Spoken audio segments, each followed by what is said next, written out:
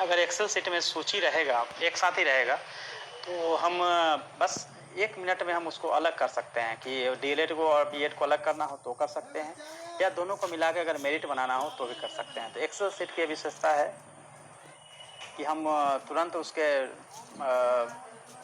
Result पे, conclusion पे जा सकते हैं। तो 1 से 5 में भी कई जगहों पे मुझे लगता है कि मैसेज प्रॉपर नहीं पहुंची है, आप लोग का ये कहना है, लेकिन मैसेज पहुंचाने के लिए ही भेज भी दी गई है, इंस्ट्रक्शन भी गया है, और मंडे को इसके लिए हम लोग ऑलरेडी वीसी करने जा रहे हैं। मंडे से ट्यूसडे दोनों में से कोई भी दिन, जिस दिन एनआईसी का स्लॉट मिलेगा तो वीसी करके डीओ डीपीओ को बता दिया जाएगा। और जहाँ भी किसी भी डिस्ट्रिक्ट का बहुत ज़्यादा प्रॉब्लम होगा, किसी डिस्ट्रिक्ट का अगर सपोज डेट लगता हो कि वहाँ बिल्कुल ही मुश्किल हो रहा है, तो पटना से टीम जाएगी वहाँ उन डिस्ट्रिक्टों में और उन जिलों में जाकर सही रूप से काम कराएगी। और यह ज़रूर है, सरकार इस बात को लेकर काफ़ी कॉन्शियस है कि किसी भी लेवल पे कहीं भी कोई गड़बड़ी नहीं हो, कोई गड़बड़ी होती है तो उस पर कार्रवाई की जाएगी। तो आप कंट्रोल रूम के माध्यम से अपनी बातें रखेंगे। कंट्रोल रूम के लिए कौन से ऑफिसर कब होंगे, स्टोनो भी होंगे, वो डिटेल जो है हम अपने ऑफिशियल फेसबुक पे आपको कल मॉर्निंग टाइम में डाल देंगे, ताकि आप लोग कॉन्शियस हो लें कि किनको क्या क्या मैसेजेस पहुंचाने हैं। और जिस प्रकार से हमने बीआरपी एप्लीकेशन जो डीएलएड के एनआईओएस डीएलएड वाले जो फॉर्म भर रहे थे और दिक्कतें हो रही थी, तो हमने बीआरपी लेवल पे रखा था अधिकारियों को जो आपको रिस्पॉन्ड कर सके। नो डाउट आप लोगों को दिक्कतें हुई होगी, दिक्कत तो होनी ही है, मैं समझ सकता हूँ, हुई होगी।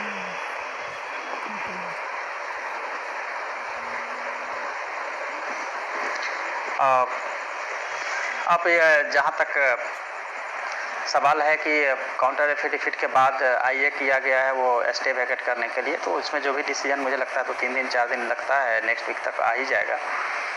तो जो डिसीजन होगा कोर्ट में जो इंटरवेनर बनना है या फिर कोर्ट से प्रे कर जो भी वादीगण के एडवोकेट हैं उनसे आप कहें रिक्वेस्ट करके प्रे करके आप पहले अपनी हेयरिंग को करा लें, ताकि इलेक्शन से पहले जो है वो एक कंक्लूजन लेवल पे पहुँचे, अपॉइंटमेंट लेवल तक हम लोग पहुँचा सके, और नियोजन जो है वो समय से करने की कोशिश पूरी तरह से हम सब की है। दिक्कतें आप सभी यूथ को है, बहुत जगहों पे आप लोगों ने अप्लाई किया है, काफ़ी खर्च किया है, समय खर्च हुआ है, फैमिली मेम्बर्स की बहुत सारी अपेक्षा है, माता पिता ने आपसे बहुत सारी अपेक्षाएं रखी है, उन अपेक्षाओं को पूरा करना भी आप सबका दायित्व है।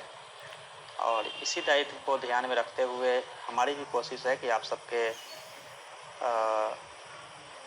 जो लाइफ हो बेटर हो और सभी को जॉब मिल जाए, रोज़गार मिल जाए। इसके लिए जो है हम लोग प्रयासरत हैं।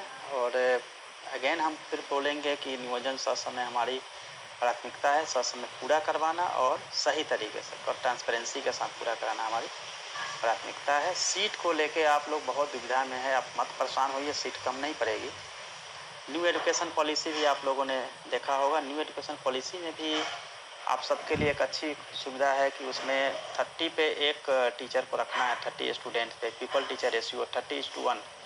तो टीचर तो ऐसे भी सेंट्रल गवर्नमेंट की तरफ से जो आएगी, एमएचआरडी अभी तक जो हम लोग उसको बोल रहे थे मानव संसाधन विकास मंत्रालय, वो शिक्षा मंत्रालय के नाम से जानी जाएगी, मिनिस्ट्री ऑफ एजुकेशन।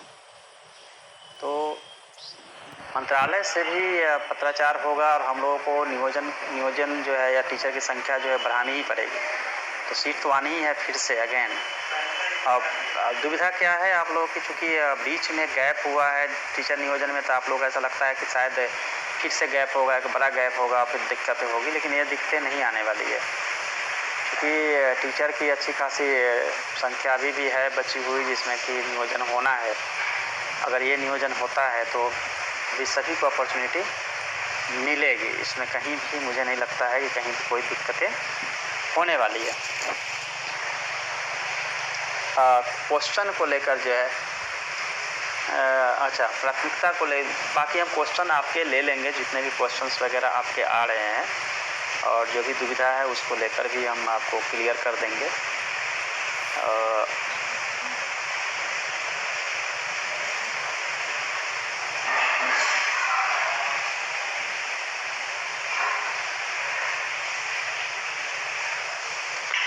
तो पूरी तैयारी इस तरह से हमने की है, और ज़रूरत पड़ा अगर ऐसा लगता हो, एक समस्या आप लोगों के सामने आ रही है कि जो मेरिट बनाए जाते हैं उस पर आपको दावा आपत्ति का जो मैटर है, क्लेम रिजेक्शन का, दावा आपत्ति कैसे आप कर पाएंगे? दावा आपत्ति के लिए टाइम नहीं दिया गया है नियोजन इकाइयों द्वारा। कई बार जो है ऐसे ही मेरिट बनाया गया है, कई लोगों ने मेरिट हमें भेजा भी है जिसमें उन्होंने बताया कि मेरिट जो बनाया गया है साहब देखिए कितनी सारी अनियमितता है। तो दो तरह की चीज़ें हैं, या तो मेरिट बनाने में दिक्कतें हो रही है या फिर समझ अच्छी नहीं है। तो इसी को विकसित करने के लिए और उसी को हैंड होल्डिंग करने के लिए वीसी द्वारा उनको बता दिया जाएगा कि किस तरह से उनको बनाना है।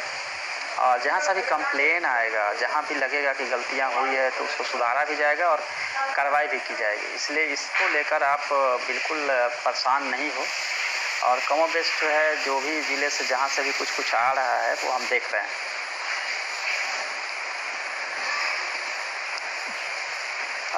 जैसे कई बार आप देखते होंगे कि आपके जो ऑब्जेक्शंस हैं वो ऑनलाइन ऑब्जेक्शंस लिए जाएं, वो भी व्यवस्था की जाएगी ताकि ऑनलाइन ऑब्जेक्शन अगर मिलती है तो इजली जो है जल्दी से, चूँकि आपको सब ज़िले में जाना बड़ा मुश्किल होगा।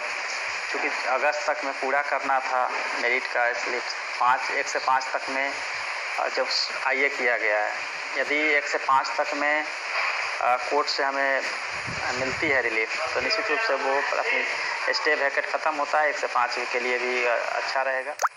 और डिले भी होता है तो भी 1 से 5 का एक्सेल सीट में बनाया जाएगा सभी के सभी सूचियाँ, जिससे कि जिस तरह से हमको मेरिट बनाना हो उसको बनाया जा सके और माननीय उच्च न्यायालय के आदेश का अवहेलना भी नहीं हो।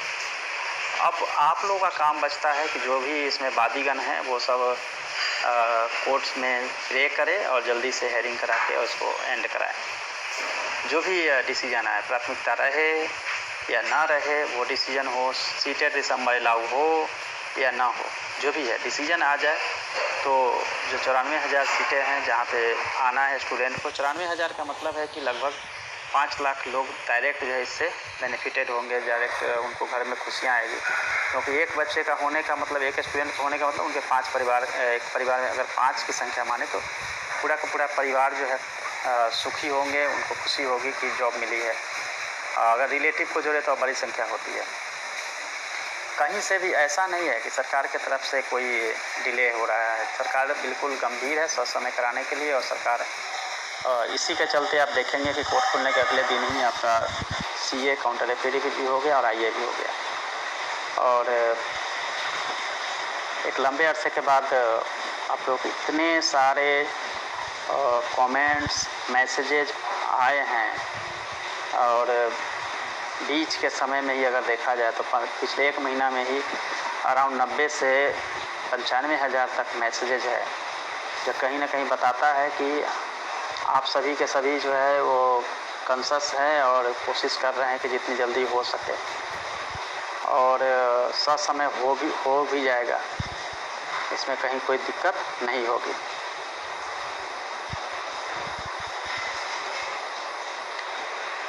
तो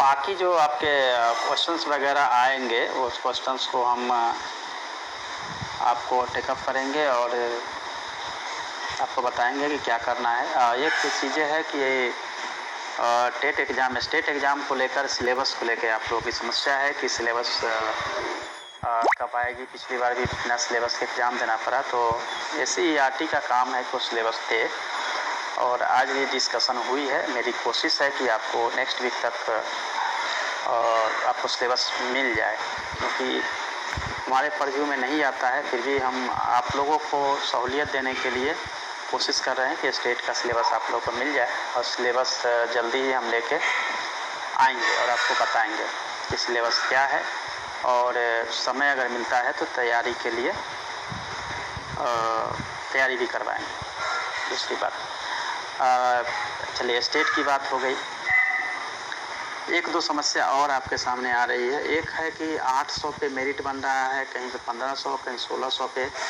जैसे 800 पे मेरिट बन रहा है जो ऑनर्स पेपर का है, और जिन लोगों ने पास कोर्स किया है 3 सब्जेक्ट को लेकर किया है, तो जैसे मैं पटना यूनिवर्सिटी से हूँ, ऑनर्स पेपर हमने जो है 800 में किया था। पार्ट 1 में 200, सेकेंड में 200 और फाइनल ईयर में 400। और सब्सिडी होती थी 2 पेपर फर्स्ट ईयर में, फिर सेकेंड ईयर में 2 सब्सिडी, और फिर फाइनल ईयर में सब्सिडी नहीं होती थी, उसके जगह 2 ऑनर्स के पेपर होते थे। 100 मार्क्स के हिंदी होते थे, या 100 मार्क्स में 50 इंग्लिश और 50 हिंदी के होते थे, और वो marks first and second year में होता था। फाइनल ईयर में जाकर जीएस का पेपर हो जाता था। तो एग्रीगेट अभी आप सब जानते हैं 2012 का जो नियमावली बनाई गई थी, 2012 के नियमावली में जो मेरिट का बनाना था उसमें क्लियर कट लिखा हुआ है, ध्यान से आप लोग सुनिएगा। क्लियर कट लिखा हुआ है कि टोटल जो ग्रॉस है उसके आधार पे बनेगा रिजल्ट। अब मैं बताता हूँ ग्रॉस क्या। कई आप लोगों ने ऐच्छिक ऑप्शनल पेपर्स लिए होंगे जिसके फेल होने से आप फेल नहीं होते हैं, उस सब्जेक्ट को छोड़ देना है। और जो सब्जेक्ट से आप के फेल होने से आप फेल होते हैं, उन सब्जेक्ट को जोड़ देना है, यानी कि सब्सिडी पेपर सहित ऑनर्स पेपर और हिंदी उन सबको जोड़ देना है, और फिर वो उसके आधार पे मेरिट बनेगा। ये आपका 2012 के नियमावली में बताया गया है। तो क्लियर है कि आपका मेरिट का निर्माण कैसे किया जाएगा। स्टूडेंट करके आए हैं ग्रेजुएशन, और वहाँ अगर मान लीजिए 1600 का उनका है, तो 1600 पे उनका मेरिट बनेगा, और फिर 6 से 16 से भाग दे दिया जाएगा टोटल मार्क्स में से। कितना परसेंट बनता है, परसेंटेज को डिवाइड कर दिया जाएगा। तो ये मेरिट बनाने का एक पूरा का पूरा तरीका होगा। तो मेरिट बनेगा उसी के आधार पे जो 2012 के नियमावली में अगर आप पढ़ेंगे तो उसमें दिया हुआ है, जिसको हम आपको एक्सप्लेन कर रहे हैं। तो मेरे ख्याल से आप समझ गए होंगे, यही उसमें पूरा सब कुछ दिया हुआ है।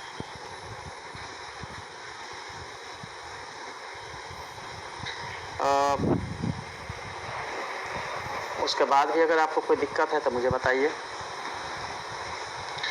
अच्छा, एक और इशू है आप लोगों का। अमरजीत सिन्हा सर जब प्रिंसिपल सेक्रेटरी थे एजुकेशन डिपार्टमेंट, उनके समय में लेटर निकली थी, और एक दुविधा है कि टेट के पेपर में जिस सब्जेक्ट में आप पेपर दिए हैं उसमें आप लोगों को कहीं नियोजन इकाई से अपेक्षा रख रही है कि आप